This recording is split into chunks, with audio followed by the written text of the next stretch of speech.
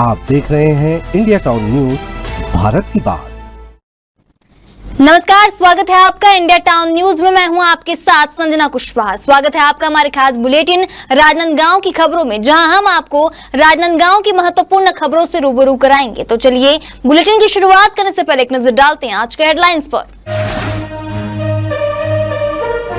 गौ तस्करी रोकने शिवसेना हुई सक्रिय, एसपी से की कार्रवाई की मांग, गौ तस्करी पर जताई सख्ती की जरूरत।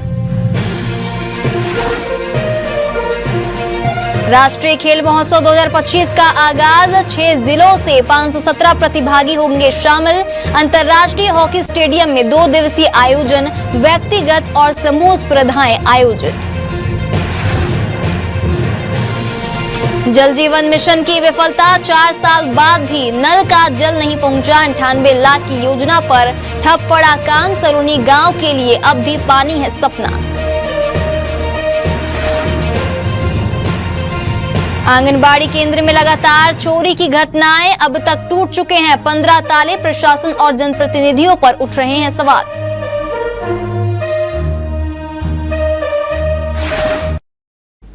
चलिए बढ़ते हैं खबरों की ओर। राजनांदगांव के मोतीपुर से चंद्रमौलेश्वर बाबा महाकाल की भव्य यात्रा बड़े ही धूमधाम और आस्था के साथ निकली, जहां महाकाल की पालकी को भक्तों ने श्रद्धा के साथ सजाया और पूरे क्षेत्र में भक्ति का उत्सव जैसा माहौल बना रहा। यह यात्रा नवागांव से प्रारंभ होकर विभिन्न स्थानों से होते हुए आगे बढ़ी। जहां जहां से पालकी गुजरी, वहां भक्तों ने पुष्प वर्षा और भजनों के साथ बाबा का स्वागत किया।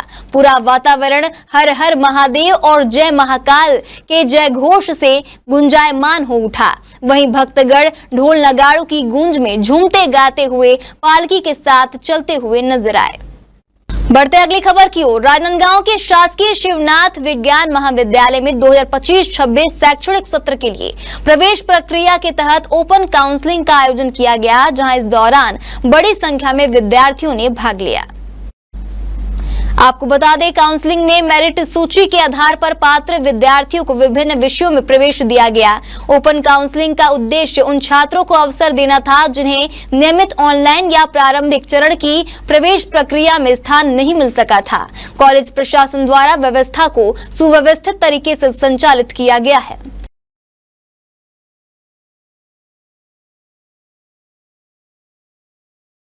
आज हमने 3 लिस्ट जारी हुई थी कॉलेज में, और मेरिट के हिसाब से तीनों लिस्ट जारी हुई थी, लेकिन उसके बाद भी कुछ रिक्त सीटें थी जिसके लिए हमने ओपन काउंसलिंग रखवाया था। और क्योंकि आप लोग सब जानते हैं कि पूरी पारदर्शिता के साथ और मेरिट लिस्ट के आधार पर हमें यहाँ पे एडमिशन देना था। सीटें खाली थी, हमने ओपन काउंसलिंग रखी और पहले आओ और पहले जितने लोगों ने यहाँ पे आया उनकी भी मेरिट लिस्ट के आधार पर ही हमने यहाँ पे एडमिशन दे रहे हैं।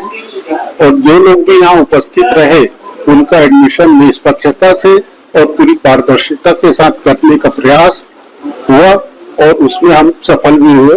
और जो भी मेरिट लिस्ट में प्रथम रहा उसी हिसाब से यहाँ एडमिशन हुआ, पारदर्शिता के साथ हुआ। खरीफ सीजन की शुरुआत के साथ ही जिले में उर्वरकों की मांग तेज हो गई है और इसी अवसर का लाभ उठाकर कुछ व्यापारी किसानों से मनमाने दाम वसूलने लगे हैं। लेकिन जिला प्रशासन ने इस तरह की कालाबाजारी पर शिकंजा कसना शुरू कर दिया है। जहां खैरागढ़ में स्थित कृषि केंद्र पर हुई छापामार कार्रवाई इसका बड़ा उदाहरण है। आपको बता दें, कलेक्टर के निर्देश पर कृषि विभाग की टीम ने इस कृषि केंद्र पर दबिश दी, जहां संचालक द्वारा यूरिया की एक बोरी 650 रुपए में बेचे जाने की पुष्टि हुई, जबकि सरकार ने यूरिया की अधिकतम खुदरा बिक्री कीमत महज 266 रुपए तय कर रखी है। इस अनियमितता के चलते मौके से 50 बोरी यूरिया जब्त की गई और पूरे मामले को कलेक्टर न्यायालय में प्रस्तुत किया गया है। प्रशासन ने स्पष्ट किया है कि इस तरह की कालाबाजारी को किसी भी सूरत हालत में बर्दाश्त नहीं किया जाएगा। दोषी कृषि केंद्र संचालक पर विभागीय कार्रवाई तय मानी जा रही है। वहीं अन्य विक्रेताओं को भी चेतावनी दी गई है। बेमेतरा जिले के नवागढ़ विधानसभा क्षेत्र अंतर्गत आने वाले नगर पंचायत मारू में किसानों को समय पर खाद न मिलने से भारी आक्रोश है। आपको बता दें, इस मुद्दे पर किसानों ने समिति प्रबंधक प्रकाश साहू और उनके कर्मचारियों पर भेदभाव और मनमानी के गंभीर आरोप लगाए हैं। किसानों का दावा है कि जिन्होंने हाल ही में परमिट कटवाए हैं उन्हें पहले ही खाद मुहैया करवा दिया गया, लेकिन पुराने परमिट धारक किसान अब भी खाद के इंतजार में हैं। किसानों ने आरोप लगाया है कि समिति में पहले आओ पहले पाओ की जगह अभी आओ अभी ले जाओ जैसी व्यवस्था लागू कर दी गई है। इससे पुराने किसान ठगे जा रहे हैं और फसल की बुआई पर गंभीर असर पड़ रहा है। कई बार किसानों ने प्रबंधक प्रकाश साहू से शिकायत की, लेकिन हर बार उन्हें गोलमोल जवाब देकर टाल दिया गया है। किसानों ने आशंका जताई है कि अगर परमिटों की जांच की जाए तो इसमें बड़े घोटाले का खुलासा हो सकता है। समस्या डीएपी खाद के है, यूरिया के है। लगभग 3 महीना हो गए खाद कटे, लेकिन आज तक मिले नहीं है। जो 8 दिन 15 दिन पहले कटवाए हुए टोकन मिली भगत करके पूरा बांट दे गए। ये बात ला हम समिति प्रबंधक कई बार बोल रहे हैं, लेकिन आज तक वो कोई ध्यान नहीं दी से बात में। तो समिति प्रबंधक क्या बोलते हैं? और सब किसान को वही हालत, 3 महीना 2 महीना कटे बोला आज तक नहीं मिले है। जो तुरंत 8 दिन में कटवाए है, 4 दिन के अंदर कटवाए है, पूरा बांट दे गए। ट्रक दे है, किसान भर भर के पूरा फुल कोटा देते हैं। तो यहाँ खाद कौन बांटते हैं? खाद और कर्मचारी में बांटते भाई। तो ये समस्या कितने दिनों से है? ये समस्या 3 महीना हो गया हम भटका था भाई। तो 3 महीने डेली आना होता है आप लोग? 3 महीना डेली आथन, आज दे वहाँ कल दे वहाँ, वो ऐसे पूरा घुमात बस है। इनके द्वारा घुमाया जा रहा है और कर्मचारी जो भी हावत छुरिया से है, जहां छुरिया ब्लॉक अंतर्गत ग्राम धनगांव में शासकीय पूर्व माध्यमिक शाला के सेवानिवृत्त प्रधान पाठक मुकुंद राम निषाद के सम्मान में एक विदाई समारोह का आयोजन किया गया, जहां इस गरिमामयी कार्यक्रम में जिला पंचायत अध्यक्ष मुख्य अतिथि के रूप में उपस्थित रहीं। इस मौके पर कई विशिष्ट अतिथि भी मौजूद थे, जिनमें प्रमुख रूप से जिला पंचायत सभापति गोपाल भूरायू, जिला किसान मोर्चा अध्यक्ष हितेंद्र साहू, साथ ही स्थानीय जनप्रतिनिधियों और भाजपा पदाधिकारियों और शिक्षक गणों की उपस्थिति रही। खैरागढ़ नगर में हाल ही में आई बाढ़ ने एक बार फिर से नगर प्रशासन की लापरवाही को उजागर कर दिया है। आपको बता दें, 26 जुलाई को ही भारी बारिश के दौरान इतवारी बाजार क्षेत्र में 22 वर्षीय युवक अमित यादव की जान चली गई। वह नगर के खुले नाले में बह गया, जिसका आज तक कोई स्थायी समाधान नहीं किया गया है। घटना को 4 दिन बीत चुके हैं, लेकिन प्रशासन की नींद अब तक नहीं टूटी है। जिस नाले में अमित की मौत हुई वह अब भी खुला पड़ा है। ना कोई चेतावनी बोर्ड, ना कोई बैरिकेडिंग और ना ही कोई सुरक्षा जाली। इस घटना के बाद क्षेत्रीय राजनीति भी गर्मा गई है। नेता प्रतिपक्ष दीपक देवांगन ने नगर पालिका पर सीधा हमला करते हुए कहा कि अगर अगली बार फिर किसी की जान जाती है तो पूरी जिम्मेदारी नगर पालिका की होगी। यह सीधी प्रशासनिक विफलता है। हालांकि मुख्य नगर पालिका अधिकारी ने कहा है कि नाले पर जल्द ही सुरक्षा जाली लगाई जाएगी, लेकिन सवाल यहाँ ये उठता है कि कब और क्या हर बार किसी की जान जाने के बाद ही कोई कार्रवाई होगी। लोग वहां पर नाले से मजा कर रहे थे, पानी गिरा था वहां पर, बाहर आया था करके मैं उधर से जा रहा था ना, भावर मुझको खींच दिया और नाले में, वहां से मैं नाले से निकला हूँ, मैं बेहोश हो गया था नाले में। उसके बाद मुझको होश आया ना, मेरे हाथ में सांप था, वहां से मैं बच के आया हूँ वहां से। तो कैसे वो था नाले में, कैसे घुसे, कितना दूर तक था नाला? नाला वहां से आपको मतलब 100 फीट कुछ 120 फीट कुछ था वहां पर नाले के अंदर, वहां पास से। तो होश आया फिर क्या किए आप वहाँ पे? हाँ होश आया ना, मैं वहां से होश आया थे, वहां निकल के मुझको ढूंढ रहे थे, इन लोग को मना किया, मैं ढूंढो में आ गया हूँ पट के। घर वाले ढूंढ रहे थे आपको? हाँ आदमी लोग। तो कहाँ कहाँ चोट भी आया आपको? हाथ पैर में सब जगह लगा है, मतलब पीठ भी सब सर्वर में सब जगह लगा। प्रशासन से क्या अपील करना चाहते हैं? प्रशासन से भी फील करना चाहता हूँ मैं, तो नाले में आप उसको बंद करवाना चाहिए, करके जाली लगवाना चाहिए। देखिए, इतवारी बाजार एक ऐसी जगह है कि हर वर्ष उस पर बाढ़ आती है और हर वर्ष कुछ न कुछ दुर्घटना हो जाती है। लेकिन इस समय एक युवक जो तुर्कारीपारा वार्ड नंबर 18 का है उसमें बह गया, और जबकि वो नाला जो खुला है वो हर वर्ष खुला रहता है, लेकिन नगर पालिका द्वारा ध्यान नहीं दिया जा रहा है। हम नगर पालिका को चेतावनी देते हैं कि उस नाला को जल्द से जल्द पैक किया जाए, अन्यथा आने वाले दिन में अगर बाढ़ आती है तो और कोई दुर्घटना होती है तो उसकी जवाबदारी नगर पालिका होगी। नाले की तरफ से सही बात है कि वो 2 बच्चे थे, एक बच्चा उसमें बच गया और एक बच्चे का डेथ हो गया। उसको उसी दिन निर्देशित कर दिया गया था कि उस नाली में जाली लगा दिया जाए ताकि भविष्य में उधर से कोई ऐसी दुर्घटना न हो और अतिशीघ्र जाली लगा दिया जाए। पूरे छत्तीसगढ़ प्रदेश के साथ साथ राजनांदगांव जिले में भी गौ तस्करी के मामलों में लगातार बढ़ोतरी देखी जा रही है। आपको बता दें, प्रशासन द्वारा समय समय पर कार्यवाही की जा रही है, लेकिन अब तक इस पर पूरी तरह से लगाम नहीं लग पाई। इसी मुद्दे को लेकर शिवसेना पार्टी ने जिला पुलिस अधीक्षक को एक ज्ञापन सौंपा है। आपको बता दें, ज्ञापन में शिवसेना ने मांग की है कि गौ तस्करी को रोकने के लिए पंचायत स्तर पर कड़े निर्देश जारी किए जाएं। पार्टी ने सुझाव दिया है कि अगर कोई गौवंश का परिवहन करता है तो उसके लिए पंचायत द्वारा जारी पर्ची की पूरी जांच की जानी चाहिए। साथ ही अगर गौवंश को गौशाला ले जाया जा रहा है तो संबंधित गौशाला की मांग पत्र भी अनिवार्य की जाए। शिवसेना ने इस मुद्दे पर जन जागरूकता फैलाने के उद्देश्य से महाहस्ताक्षर अभियान की भी चलाया है, जिसकी प्रति पुलिस अधीक्षक को सौंपी गई है। पार्टी का कहना है कि अगर प्रशासन इस दिशा में गंभीरता से कदम उठाता है तो जिले में गौ तस्करी पर प्रभावी रोक लगाई जा सकती है।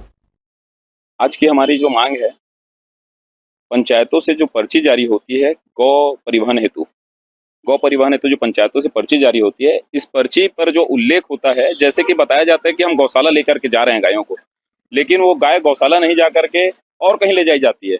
हमने 2-3 बार ऐसा देखा है। अभी पिछले 15 दिनों में हमने 2 गाड़ियों को रोका और उसमें हमने देखा कि वो एक पर्ची थी जो सुरगी से सरपंच द्वारा बनाई गई थी डोंगरगढ़ जाने के लिए, लेकिन जब हमने रोक करके डोंगरगढ़ वाले से वेरीफाई किया कि आपको गाय की आवश्यकता है, तो डोंगरगढ़ वाले ने उस बारे में बिल्कुल इनकार कर दिया। मेरे पास गाय हैं, मैं उनकी देखभाल नहीं कर पा रहा हूं और गाय मुझे नहीं चाहिए। इस विषय में दूसरी अभी 3 दिन पहले हमने एक गाड़ी और पकड़ी थी जिसमें जंगलपुर गौशाला का जिक्र करते हुए गायों को ले जाया जा रहा था, लेकिन जंगलपुर गौशाला जब हम साथ में गए गाड़ियों के, तो जंगलपुर गौशाला वाले ने मना कर दिया, हमको गाय की आवश्यकता नहीं है। तो इसी तरीके से जो फर्जीवाड़ा पर्ची के माध्यम से गायों का खेल जो चल रहा है, गौ हत्या का जो गौ तस्करी का मामला जो चल रहा है, उसको रोकने के लिए हम लोगों ने आज ज्ञापन बनाया है और माननीय पुलिस कप्तान जी को हम इस सुझाव एक देना चाहते हैं कि सारे पंचायतों को निर्देश करें कि पर्ची बनाने से पहले उसे समझा जाए, सरपंचों द्वारा उस मामले में जांच की जाए, क्या उस गौशाला में गाय की आवश्यकता है या उस पंचायत में जिस अपने रिश्तेदार घर अगर कोई भेज रहा है तो उस पंचायत में क्या गायों की आवश्यकता है, उस रिश्तेदार को क्या गाय की आवश्यकता है, पहले वहां से वेरीफाई हो, फिर वहां से मांग पत्र सरपंच के पास आए, तभी सरपंच उस लेटर को जारी करे। जिला अग्रणी बैंक कार्यालय एवं बैंक ऑफ बड़ौदा शाखा सोमनी के संयुक्त तत्वाधान में ग्राम सांकरा में वित्तीय समावेशन और संतृप्तिकरण शिविर का सफल आयोजन किया गया। यह शिविर भारत सरकार के वित्त विभाग द्वारा 1 जुलाई से 30 सितंबर 2025 तक चलाए जा रहे वित्तीय संतृप्तिकरण अभियान के तहत आयोजित किया गया। आपको बता दें, शिविर के दौरान जन धन योजना और प्रधानमंत्री जीवन ज्योति बीमा योजना जैसी सामाजिक सुरक्षा योजनाओं की महत्ता पर प्रकाश डाला गया। कार्यक्रम में बैंक ऑफ बड़ौदा शाखा सोमनी द्वारा दिवंगत जीवन लाल साहू की नॉमिनी धनेश्वरी साहू को 2 लाख रुपए की बीमा दावा राशि सौंपी गई। इसी कड़ी में स्व सहायता समूहों को SHG लोन की स्वीकृति पत्र भी सौंपे गए। शिविर की आकर्षक प्रस्तुति में विद्यालय के बच्चों ने नुक्कड़ नाटक के माध्यम से बीमा योजनाओं के महत्व को रेखांकित किया। संस्कारधानी के अंतर्राष्ट्रीय हॉकी स्टेडियम में एकलव्य आदर्श आवासीय महाविद्यालय द्वारा आयोजित 2 दिवसीय राष्ट्रीय खेल महोत्सव 2025 का शुभारंभ हुआ, जहां इस आयोजन में छत्तीसगढ़ के 6 जिलों से आए लगभग 517 प्रतिभागी छात्र छात्राएं भाग ले रहे हैं। आपको बता दें, इस खेल महोत्सव में प्रतिभागियों के बीच व्यक्तिगत और समूह दोनों प्रकार की स्पर्धाएं आयोजित की जा रही हैं। आयोजकों के अनुसार इस आयोजन का उद्देश्य न केवल विद्यार्थियों की खेल प्रतिभा को मंच देना है, बल्कि उनमें खेल भावना, अनुशासन और टीम वर्क जैसे गुणों का विकास भी करना है। शुभारंभ अवसर पर जिले के कई गणमान्य उपस्थित रहे। आयोजकों ने बताया कि प्रतियोगिताएं 2 दिनों तक चलेंगी, जिसमें कबड्डी, खो खो और वॉलीबॉल जैसी विभिन्न स्पर्धाएं शामिल हैं।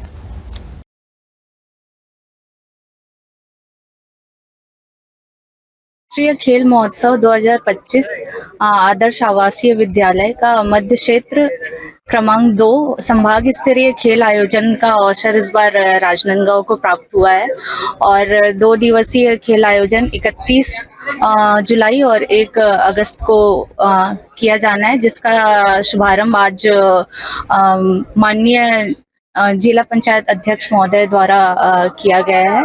और इस 2 दिवसीय खेल आयोजन में हमारे 6 जिले सम्मिलित हो रहे हैं: अमोला, मानपुर, गरियाबंद, धमतरी, बालोद, राजनांदगांव और महासमुंद। राजनांदगांव के शहरी क्षेत्र में असामाजिक तत्वों का आतंक लगातार बढ़ता जा रहा है। इसका जीता जागता उदाहरण वार्ड नंबर 48 में स्थित आंगनबाड़ी केंद्र क्रमांक 2 है, जो कि भाजपा जिला अध्यक्ष कोमल सिंह राजपूत के घर से महज 200 मीटर की दूरी पर स्थित है। यह आए दिन असामाजिक गतिविधियों का केंद्र बना हुआ है। जानकारी के अनुसार इस आंगनबाड़ी केंद्र में अब तक करीब 15 बार ताले तोड़े जा चुके हैं। रात के समय यहां शराबियों और असामाजिक तत्वों का जमावड़ा रहता है, जो न सिर्फ ताले तोड़कर अंदर घुसते हैं बल्कि केंद्र में रखे जरूरी कागजातों को भी जला देते हैं। आंगनबाड़ी कार्यकर्ता के अनुसार पहले भी केंद्र से बच्चों के मनोरंजन के लिए लगाए गए टीवी की चोरी हो चुकी है, जिसकी आज तक कोई जानकारी नहीं मिल सकी। महिला एवं बाल विकास विभाग और पुलिस प्रशासन को इस संबंध में कई बार सूचना दी जा चुकी है, मगर अब तक कोई ठोस कार्रवाई नहीं की गई है। इस स्थिति को देखते हुए बच्चों की शिक्षा और पोषण के लिए बनाए गए इस केंद्र की सुरक्षा पर उठ रहे सवाल अब सरकार और प्रशासन की जवाबदेही तय करने लगे हैं। ये 2024 में जून में जब सुबेरे आंगनवाड़ी लगता था 7 से 11 बजे, तब भी जब मैं सुबह आंगनवाड़ी आती थी 7 बजे तो ताला टूटा, यानी ताला इधर उधर, यानी ताला नहीं मिलता था लेकिन टूटा था ताला, और सामान इधर उधर बिखरे रहते थे। रजिस्टर है, पेन है, कापी है, चावल है, चावल का कुंडी निकाल देते थे कभी कभी पूरा गोदरेज का इधर उधर ऐसे। तो फिर मैं क्या बोलते हैं मैडम लोग को फोन लगाई, तो जो हमारी सुपरवाइजर थी वो छुट्टी में थी, दूसरा मैडम थी प्रभार में, उनको बताई। फिर वो आई भी थी, फिर थाना में भी मैं थाना वाले को भी 108 को फोन लगाई, वो भी आए। मैं बोली ऐसा ऐसा बात है, वो लोग बोले कि हम लोग भेजते हैं थाना से किसी को और जांच पड़ताल करते हैं। फिर हम लोग दोनों सहायिका और कार्यकर्ता मैं गई, फिर बताए उन लोग को कि ऐसी ऐसी बात है, तो उन लोग रिपोर्ट दर्ज नहीं किए थे। फिर और दूसरा दिन आई तो फिर चोरी हुआ। फिर मैं मैडम को फोन लगाई, तो हमारी मैडम तो नहीं थी, वो ये जो अपना प्रभार में थी वही मैडम थी। फिर उसके बाद में मैं कोमल राजपूत भैया को बोली कि देखो भैया ऐसे ऐसे क्या बोलते हैं हमारे आंगनवाड़ी में हो रहा है।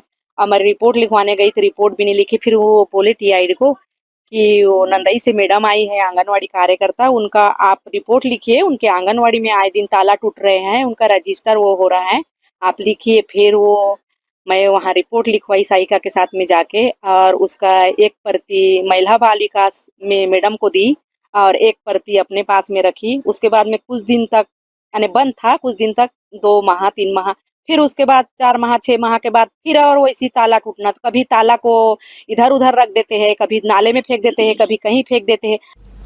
वक्त हो चुका है एक छोटे से ब्रेक का। जुड़े रहिए इंडिया टाउन न्यूज के साथ। अगर आपके बालों में दम हो तो ना बदलता मौसम, ना मोबाइल रेडिएशन और प्रदूषण, कुछ भी उन्हें नुकसान नहीं पहुंचा सकता है। Rukhsana shine herbal hair oil दे आपके स्कैल्प को वो गहराई वाला पोषण जो केमिकल शैम्पू और कंडीशनर कभी नहीं दे सकते। 100% शुद्ध जड़ी बूटियां, हर स्ट्रेंथ को दे ताकत, शाइन और नई लाइफ। आजकल के मोबाइल रेडिएशन और हवा में घुले जहरीले कण आपके बालों को साइलेंटली डैमेज कर रहे हैं, मगर रोजाना सिर्फ 5 मिनट में जेंटल मसाज बनाए बालों को इतना मजबूत कि ना झड़े, ना टूटे और ना थके। Because your hair deserve true healing. Rukhsana herbal beauty product Amazon, Meesho और फ्लिपकार्ट में भी उपलब्ध। ब्रेक के बाद स्वागत है आपका इंडिया टाउन न्यूज में। चले बढ़ते हैं खबरों की ओर। श्रद्धा और भक्ति की एक अद्भुत मिसाल पेश कर रहे हैं नासिक निवासी भिखू मनोहर लाल परदेसी, जो 6 जुलाई को नासिक से भगवान जगन्नाथ के दर्शन के लिए पदयात्रा पर निकले थे। आज उनकी यह पवित्र यात्रा राजनांदगांव पहुंची, जहां स्थानीय लोगों ने उनका स्वागत किया। आपको बता दें, भीखू परदेसी ने बताया कि उनके मन में अचानक भगवान के दर्शन की चाहत जागृत हुई, जिसके बाद बिना किसी बड़ी योजना के वे अपने मन की आवाज को सुनते हुए सीधे पैदल निकल पड़े और अब तक हजारों किलोमीटर की दूरी तय कर चुके हैं। इस पदयात्रा में वह प्रतिदिन कई किलोमीटर पैदल चलते हैं और रास्ते में साधारण भोजन करते हैं। उनका कहना है कि भगवान का बुलावा आया है, अब जब तक दर्शन नहीं कर लेता चैन नहीं आएगा। भीखू की यह आस्था और समर्पण लोगों के लिए प्रेरणा बन रही है। से आ रहे हैं और जय जगन्नाथपुरी जा रहे हैं। कब निकले था? भाई 6 तारीख को निकला। आषाढ़ी एकादशी को हमारे पंढरपुर के अंदर आषाढ़ी एकादशी बड़ी होती है, वो उसी दिन मैं तय किया था दिन। तो अभी मेरे को यहाँ पर 25वां दिन है निकल कर। कब पहुँचने का?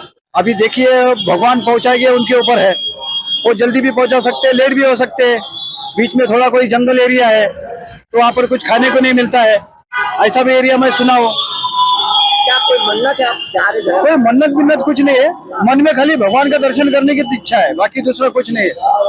पैदल जाने का लंबा सफर? हाँ जी हाँ जी। मैं इसके पहले द्वारकाधीश गया था, वो भी वहाँ पे 857 किलोमीटर था, वो भी पैदल? हाँ जी पैदल गया था। राजनांदगांव में महाबोधि महाविहार मुक्ति आंदोलन के तहत आयोजित राज्य स्तरीय शांतिपूर्ण धरना प्रदर्शन की समापन रैली का आयोजन किया गया, जहां यह आयोजन बोधगया स्थित विश्व धरोहर महाबोधि महाविहार के पूर्ण प्रबंधन को बौद्ध समाज को सौंपने की मांग को लेकर चलाया जा रहा है। आपको बता दें कि धरना प्रदर्शन 1 जुलाई से 31 जुलाई 2025 तक चला, जो कि पूज्य भदंत धमतप के मार्गदर्शन में राज्य स्तरीय स्तर पर कलेक्टर कार्यालय के सामने ओवरब्रिज के नीचे आयोजित किया गया, जहां इस धरने के अंतर्गत आज विशाल महारैली निकाली गई, जिसमें बड़ी संख्या में बौद्ध अनुयायी, भिक्षु संघ, महिला संगठन और उपासक शामिल हुए। इस आंदोलन का नेतृत्व all India Buddhist forum Chhattisgarh कर रहा है। आंदोलनकारियों ने सरकार से मांग की है कि महाबोधि महाविहार का संपूर्ण प्रबंधन बौद्ध समाज को सौंपा जाए। उनका कहना है कि यह केवल एक धार्मिक नहीं बल्कि आस्था और संवैधानिक अधिकारों की लड़ाई है, जिसे वे शांतिपूर्ण और लोकतांत्रिक तरीके से लड़ रहे हैं। महाबोधि महाविहार का आंदोलन 1 जुलाई से 31 जुलाई तक के धरना प्रदर्शन का आह्वान करके 1 महीने तक के अपनी बातों को रखने के लिए, शासन से अपनी मांग करने के लिए धरने पर राजनांदगांव के जिला कलेक्ट्रेट के सामने में बैठे हुए थे। आप जो पीछे आप तस्वीरों के माध्यम से देख पाएंगे, कैमरा पर्सन से चाहूंगा, ये वो महाबोधि विहार के लोग हैं, सामाजिक लोग हैं, बुद्धिस्ट समाज के लोग हैं, जो अपनी मांगों को लेकर के 1 महीने तक के धरना प्रदर्शन का आह्वान किए हुए थे। और आज धरना प्रदर्शन का आखिरी अंतिम दिन है। 31 जुलाई में इस धरना प्रदर्शन को खत्म करके जिला कलेक्ट्रेट के नाम में ज्ञापन सौंपेंगे। आखिरकार ये 1 महीने तक के जो चलाया गया आंदोलन है, ये क्यों किया गया है और किस वजह से किया गया है, क्या कुछ इनकी मांगे थी, उस पर जानकारी लेंगे। जी, आपको शुभ नाम बताएंगे और क्या मांगे थी जो आप लोग 1 महीने तक के धरना दिए हुए? मेरा नाम भिक्खू दम्मतक है। हमारी 2 ही मांग है। बीट एक्ट 1949 रद्द होना चाहिए और बौद्धों को पुनर्न्याय मिलना चाहिए। महाबोधि महाविहार का प्रबंधन बौद्धों को मिलना चाहिए। बीट एक्ट 1949 वो कानून है जो भारतीय संविधान के पहले बना, और भारतीय संविधान ये कहता है कि 1949 के पश्चात जो भी कानून है सब रद्द होना चाहिए। लेकिन यानी अमृत महोत्सव के 75 साल बाद भी बीटी एक्ट चल रहा है, तो उस बीटी एक्ट को खत्म करने के लिए हम न्याय का मांग कर रहे हैं। और बीटी एक्ट को खत्म करने के लिए इसलिए है क्योंकि बीटी एक्ट 4 बौद्ध और 4 हिंदू और कलेक्टर उसका पदेन अध्यक्ष होगा, ऐसा वो कानून है। हम चाहते हैं कि उस कानून के बल पर जो हमारे साथ में अन्याय हो रहा है, महाबोधि महाविहार का प्रबंधन पूर्णतः बौद्धों को मिलना चाहिए, इसलिए हम अनवरत यहाँ लड़ाई लड़ रहे हैं। और हम आह्वान करें, आप देखो हजारों की संख्या में यहाँ धरने में शामिल है और आज स्त्री बौद्ध धरना आंदोलन यहाँ चल रहा है और अपनी अपनी हम बात रखेंगे और राज्य सरकार और केंद्र सरकार से मांग कर रहे हैं कि हमारी मांगों को मांगा जाए और पूर्णतः बौद्धों को न्याय सौंपा जाए। 1 महीने तक के आप लोगों का आंदोलन चला है, तो सरकार को अब आने वाले क्या चुनाव में भी इनको बहिष्कार करने का ऐसी कोई रणनीति चल रही है? देखिए, हमने तो यहाँ से पहले ही बहिष्कार कर दिया। जो हमारे साथ में खड़ा हुआ हमारा व्यक्ति, जो हमारे हक और अधिकारों के साथ में नहीं, वो हमारा व्यक्ति नहीं, वो कोई भी हो, मेरा बाप भी होगा तो मैं उसको बहिष्कार करता हूँ। तो नेताओं की बात छोड़ दीजिए आप। तो क्या अब ये माना जा सकता है कि आगे चल करके और भी आंदोलन उग्र हो सकते हैं? अगर हमारे यहाँ का अधिकार नहीं मिलेगा तो संवैधानिक तौर पर आंदोलन होगा अगर संविधान हमें उग्र आंदोलन करने की आज़ादी देगा तो हम उग्र आंदोलन भी करेंगे। संविधान हमें शांतिपूर्ण ढंग से आंदोलन करने की आज़ादी देगा, हम शांतिपूर्ण ढंग से करेंगे। प्रबंधन मुद्दों को इनकी मांगों के लिए जो 2 सूत्री मांगे हैं, इनकी मांगों के लिए क्या कुछ सोचते हैं, क्या कुछ विचार करते हैं? आज ज्ञापन देने के लिए यहाँ पर सैकड़ों की तादाद में बौद्धिस्ट समाज के लोग आए हुए हैं। अब देखने का विषय तो ये रहेगा कि 1949 की पीटी एक्ट पर क्या कुछ अंकुश लगता है या क्या कुछ इनके पक्ष में कार्रवाई होती है। इस सारी खबरों पर मेरे साथ है बंटी, मैं Saurabh Tamrakar, India town news, Rajnandgaon. Khairagarh से 10 किलोमीटर दूर स्थित सलोनी गांव में जल जीवन मिशन के तहत करीब 98 लाख रुपए की लागत से पानी टंकी और पाइपलाइन बिछाने की योजना स्वीकृत हुई थी, लेकिन 4 साल बीतने के बावजूद भी गांव में नल से जल नहीं पहुंच पाया है। ग्रामीणों ने बताया कि टंकी तो बन गई है, लेकिन पाइपलाइन बिछाने का काम 2 वर्षों से रुका हुआ है। हालात यह है कि अब टंकी में सीपेज और दरारें भी आ चुके हैं, जिससे पानी की गुणवत्ता और मात्रा पर सवाल उठ रहे हैं। देखरेख के अभाव में टंकी की हालत खराब हो गई है। वहीं ग्रामीण कई बार शिकायत कर चुके हैं, लेकिन अभी तक कोई समाधान नहीं हुआ है। मामले में जनपद सदस्य ने ठेकेदार की लापरवाही को गंभीर बताते हुए उसकी ब्लैकलिस्टिंग के साथ ही कार्य जल्द पूरा कराने की मांग की है। वहीं जिला पंचायत सीईओ ने बताया कि पीएचई विभाग को निर्देशित किया गया है कि अधूरे कार्यों को नए ठेकेदार के माध्यम से शीघ्र पूरा किया जाए, ताकि गांव के लोगों को जल्द से जल्द नल का जल मिल सके। हम लोग जो भी है पानी गर्मी इतना मतलब समस्या रही से ओकर लिए हम निदान के लिए हमारा पीएचई जो बोर है, मतलब खेती बाड़ी के लिए जो बोर रखते हैं, खेत में कनेक्शन है, वहाँ से पाइप लाइन बिछा के हमारे जो समस्या ला दूर करें। पानी की बहुत ज़्यादा समस्या रही, सभी पानी हमारे लिए गर्मी में विकराल समस्या, वो चीज़ ला हम जो है बोर से कम 500 मीटर दूरी से हम कम से कम ला के पानी ले अपन पाइप लाइन जो पीएचई जो है ना बिछे हुए वो में कनेक्ट करके वो में फिर हम चलाएं, वो समस्या फिर हम ये करेंगे। बहुत ज़्यादा तकलीफ यहाँ पानी के समस्या बहुत ही है। और सोचें कि नल जल जो बने हुए एक अच्छा पानी टंकी योजना के अंतर्गत आयरी से वो कुछ नहीं, मतलब भ्रष्टाचार की भेंट चढ़ गई हो, कुछ नहीं से है। 2 साल से लगभग अपन के गांव में पानी टंकी अधिकारी बन सके। चलो आज हो जी कल हो जी, इस उम्मीद में विश्वास एक भरोसा से हमन रहे, लेकिन अभी देखा तो स्थिति लगी कहीं भी कुछ नहीं है, पूरा भ्रष्टाचार के भेंट गाँव में पानी टंकी में ना पानी टंकी बनाई तो ना एक बूंद पानी डाले है, जर्जर स्थिति में बनाए गए है और पानी भी टपकत है। और गांव में भी पानी के लिए पाइप पूर्ण तरह से नहीं बिछाए गए हैं और ना ही काकरो घर ला जोड़े गए हैं ठीक ढंग से, पूरा सब ऐसे। और कई जगह जोड़े ये करे हैं, पाइप में छेदा करे हैं तो वो इसने छोड़ दे है और जगह जगह टूट फूट हो गए हैं और उकर कारण घर में पानी भी नहीं जाए। गर्मी में बड़ी समस्या रही है और नया पाइपलाइन की विस्तार भी नहीं हो है ठीक ढंग से। बताओ, ग्राम पंचायत सलोनी में जो नल जल योजना के तहत जो पानी टंकी बना है वो लगभग 4 वर्षों से काम पूर्ण नहीं है और पाइपलाइन जो है गांव के अंदर कहीं नहीं बिछा है। और नल जल योजना में माननीय नरेंद्र मोदी जी का जो सपना था कि हर घर नल और नल कनेक्शन भी लगाने का सपना था शासन के द्वारा, वो भी कहीं नल दिखाई नहीं देता कि कहीं नल लगाया गया है।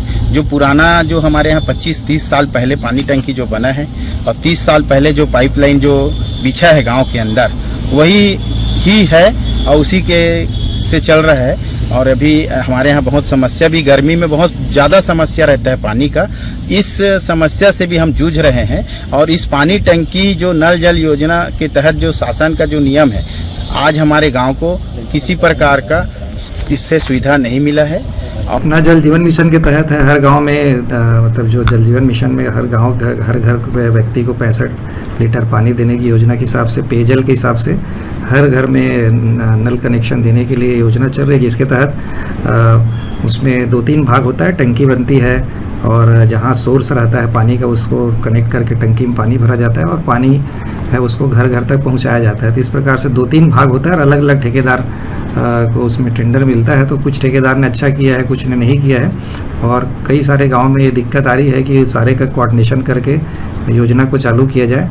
और जैसे कि पानी का जैसे बता रहे हैं टंकी में सीपेज है तो उसको निश्चित ही पीएचई विभाग को उसमें निर्देशित किया जाएगा कि उसका सही से उसका जो भी है ट्रीटमेंट करें, क्योंकि बाद में आने वाले समय में जो भी जल जीवन मिशन का जो प्रोजेक्ट है ग्राम पंचायतों को हैंड ओवर होगा तो इसमें हमने ग्राम पंचायतों को निर्देशित किया है कि कोई भी योजना है उसका हैंडओवर लेने से पहले 6 महीने तक पूरा चला के देखें और उसके बाद ही उसको फिर हैंडओवर लिया जाएगा। तो पंचायत की तरफ से पूरी सावधानी बरत के हैंडओवर लिया जाएगा और पीएचई विभाग को जहाँ जहाँ भी कोई दिक्कत हो रही है उसके लिए निर्देशित किया जाए। कई जगह ठेकेदार हैं वो काम नहीं कर रहे हैं तो नोटिस अंतिम दिया जा चुका है। आने वाले समय में कार्य उनसे वापस लेके जो भी पेनल्टी करना है करते हुए आगे नए तरीके से उसमें निविदा प्रक्रिया करके कार्य को तेजी से करने का प्रयास किया जाएगा। सुशासन और शिक्षा के क्षेत्र में नए प्रयोगों की बात तो हो रही है, लेकिन जमीनी हकीकत कुछ और ही कह रही है।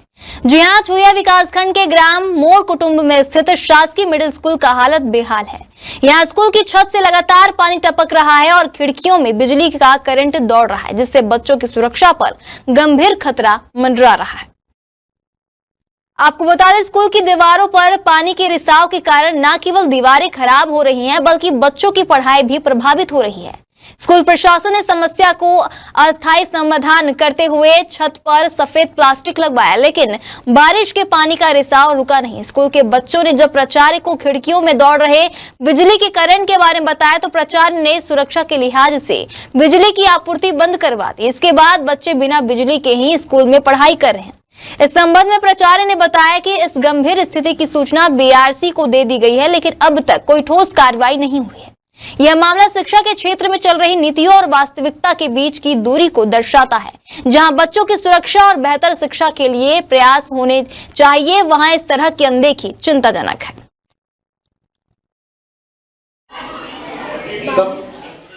टपक कब से रहेगा?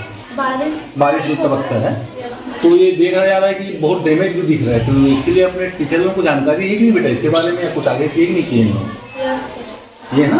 और ये भी जानकारी मिल रहा है बेटा करंट भी आता है यहाँ? करंट आता है यहाँ? कैसे हुआ था बेटा? अच्छा, सीमेंट जो ऊपर छत में जो लगा है गिरा हुआ था सर में? अच्छा, तो इस बात को आप अपने सर को बताए थे बेटा? हाँ, और कुछ पानी और करंट जो आ रहा है इसकी शिकायत हमको मिली थी यहाँ जानकारी, इसके आधार पर है बेटा, तो बात सत्य है ना? Yes sir. अच्छा, और कुछ जानकारी ये भी मिल रहा था कि कहीं करंट वरेंट कुछ झटका कोई पड़ता है? Yes sir. कहाँ पर लगता है बेटा ये? खिड़की में। अच्छा, खिड़की में करंट आता है? Yes sir. तो इसकी जानकारी आपने अपने गुरुजी लोगों को दिया, बताया बेटा सब को? चलिए ठीक। तो ये अभी आज तो पानी नहीं गिरा है, पानी जो है हल्का फुल्का दिख भी रहा है दीवार पे, है ना? सफेद दिख रहा है। तो क्या ऊपर में भी क्या लगाया गया है इसके पानी को रोकने के लिए? अभी झिल्ली लगवाना बेटा। पानी जैसे आया था ना, दिन हम लोग आया तो बच्चे लोग तो अंदर घुस गए ना जी। कई ऐसे 1-2 बच्चे आते को में तो उससे हुआ जी। तो बोला कि सही से तो हम लोग तुरंत उसको बाहर निकाले बच्चे लोग को तुरंत अपने गांव में लाइन में रहता है जी, तो बुला कर तुरंत वहाँ से हटवा दिया। सर जैसे अभी लाइट बंद है यहाँ कटा हुआ है, तो इस बात को जानकारी आपने बीओ सर को दी सर? अपने जो भी अधिकारी को जानकारी दी इस बात की? अब यहाँ संकुल हम लोग को दिया। अच्छा, और उच्च अधिकारी को जानकारी आप अपने सर पर नहीं दी है? संकुल समय कौन है सर? गुलशन साहब। खबर बालोद से है, जहां बालोद जिले में पूर्व मुख्यमंत्री भूपेश बघेल की मां स्वर्गीय बिंदेश्वरी बघेल की स्मृति में निर्मित पार्क को प्रशासन ने बिजली चोरी के मामले में सील कर दिया। आपको बता दें, बिजली विभाग को मिली शिकायत के बाद अब निरीक्षण टीम मौके पर पहुंची तो पार्क परिसर और कैंटीन में बिना किसी वैध कनेक्शन के सीधे विद्युत लाइन से हुकिंग कर 3 फेज बिजली का उपयोग होते पाया गया है। आपको बता दें, निरीक्षण के दौरान 14,860 वाट बिजली भार का अवैध उपयोग दर्ज किया गया। इस आधार पर कैंटीन संचालक और कांग्रेस नेता के साथ पूर्व जनपद सदस्य राजेश साहू के खिलाफ बिजली चोरी का मामला दर्ज किया गया है। इस दौरान यह भी सामने आया कि पिछले 2 वर्षों से बिना किसी वैध कनेक्शन के कैंटीन और पार्क परिसर में बिजली का उपयोग किया जा रहा था। स्थानीय ग्रामीणों ने आरोप लगाया है कि इतने लंबे समय तक अवैध रूप से बिजली का उपयोग बिना विभागीय कर्मचारियों की मिलीभगत के संभव नहीं था, इसलिए इस एंगल से भी जांच शुरू कर दी गई है। जी, डोंडी लोहार विकासखंड के तंगा जगह पे शासकीय मठ से बना हुआ बिंदेश्वरी पार्क का संचालन अनधिकृत तौर पे व्यक्ति विशेष के द्वारा किया जाना पाया गया। साथ ही वहाँ पे जो इलेक्ट्रिक कनेक्शन भी ले गया, वो भी इलीगल तौर पे था। जैसे ये संज्ञान प्रशासन को आया, प्रशासन के संज्ञान में आया, प्रशासन अनुभागीय अधिकारी राजस्व डोंडी लोहारा के द्वारा त्वरित उस पर कार्यवाही की गई और प्राथमिक तौर पे तो पहले पार्क को सील बंद किया गया है और उस व्यक्ति के विरुद्ध विधि सम्मत कार्रवाई की जा रही है। थाना बसंतपुर पुलिस ने बड़ी कार्रवाई करते हुए लंबे समय से फरार चल रहे एक स्थायी वारंटी और एक गिरफ्तारी वारंटी को गिरफ्तार कर न्यायालय में पेश किया। आपको बता दें, साथ ही मोहल्ले में हुड़दंग मचाने वाले 2 असामाजिक तत्वों को भी प्रतिबंधात्मक धाराओं के तहत गिरफ्तार किया गया है। आपको बता दें, आरोपी सुनील यादव और सूरज भारद्वाज पर कार्रवाई करते हुए उन्हें माननीय एसडीएम न्यायालय में प्रस्तुत किया गया है। वहीं दोनों वारंटियों को भी संबंधित न्यायालय में पेश किया गया है। यह कार्रवाई पुलिस अधीक्षक मोहित गर्ग के मार्गदर्शन और अतिरिक्त पुलिस अधीक्षक राहुल देव शर्मा के निर्देशन में की गई है। राजनांदगांव रेंज के आईजी अभिषेक शांडिल्य ने डोंगरगढ़ क्षेत्र का दौरा कर सुरक्षा व्यवस्था और पुलिस प्रशासन की तैयारियों का जायजा लिया। इस दौरान उन्होंने अनुविभागीय अधिकारी पुलिस कार्यालय का वार्षिक निरीक्षण किया और नक्सल प्रभावित क्षेत्रों में स्थित आईटीबीपी बेस कैंपों का भ्रमण किया। आपको बता दें, निरीक्षण के दौरान आईजी ने कार्यालय में संधारित दस्तावेजों, लंबित शिकायतों और पत्रों की समीक्षा की और इनके त्वरित निराकरण के निर्देश दिए। इसके बाद आईजी और एसपी मोहित गर्ग ने नक्सल प्रभावित बेस कैंपों का दौरा किया, जहां आईजी ने दोनों बेस कैंपों में आईटीबीपी अधिकारियों और जवानों से मुलाकात कर उनके साथ बातचीत कर उनकी समस्याएं भी सुनी और समाधान का आश्वासन दिया। पर्यटन और आर्थिक, सांस्कृतिक और सामाजिक सशक्तिकरण का माध्यम मानते हुए खैरागढ़, छुईखदान, गंडई जिले में पर्यटन विकास की दिशा में एक ठोस कदम उठाया गया है, जहां जिला कलेक्टर की अध्यक्षता में आयोजित जिला पर्यटन समिति की बैठक में पहले चरण में 8 प्रमुख पर्यटन स्थलों के लिए विस्तृत कार्य योजना को मंजूरी दी गई है। आपको बता दें, इन स्थलों को पर्यटकों के लिए आकर्षक और सुविधाजनक बनाने के उद्देश्य से अधोसंरचना विकास, डिजिटल सुविधाएं, साइन बोर्ड, प्रकाश व्यवस्था, ठहरने की सुविधा, स्वच्छता और पर्यावरणीय संतुलन का ध्यान रखा जाएगा। प्रशासन की योजना के अनुसार हर स्थल के लिए विशेष कार्य बल गठित किया जाएगा, जिसकी अगुवाई संबंधित क्षेत्र के अनुविभागीय अधिकारी करेंगे। पर्यटन स्थलों की विस्तृत जानकारी और आकर्षक चित्रों के साथ एक पर्यटन पुस्तिका प्रकाशित की जाएगी, जिसका डिजिटल संस्करण क्यूआर कोड सहित जिले की आधिकारिक वेबसाइट पर उपलब्ध रहेगा। साथ ही एक समर्पित जिला पर्यटन मानचित्र तैयार किया जाएगा, जिसमें सभी स्थलों को एकीकृत रूप से दर्शाया जाएगा।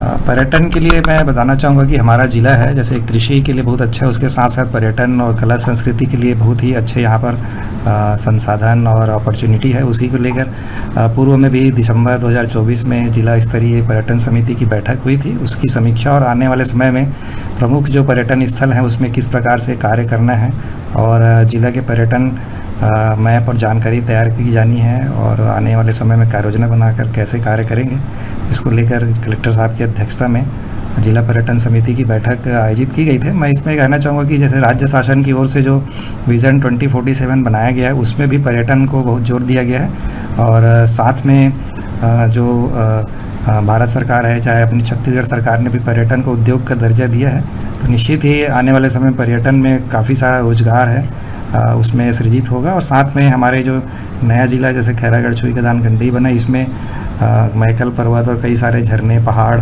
और प्राकृतिक और ऐतिहासिक और उसके साथ साथ धार्मिक स्थल भी हैं। यूनिवर्सिटी हमारा जो बहुत ही फेमस। हमारे खास बुलेटिन राजनांदगांव की खबरों में फिलहाल इतना ही। तमाम खबरों के लिए बने रहिए इंडिया टाउन न्यूज के साथ। नमस्कार। आप देख रहे हैं इंडिया टाउन न्यूज, भारत की बात।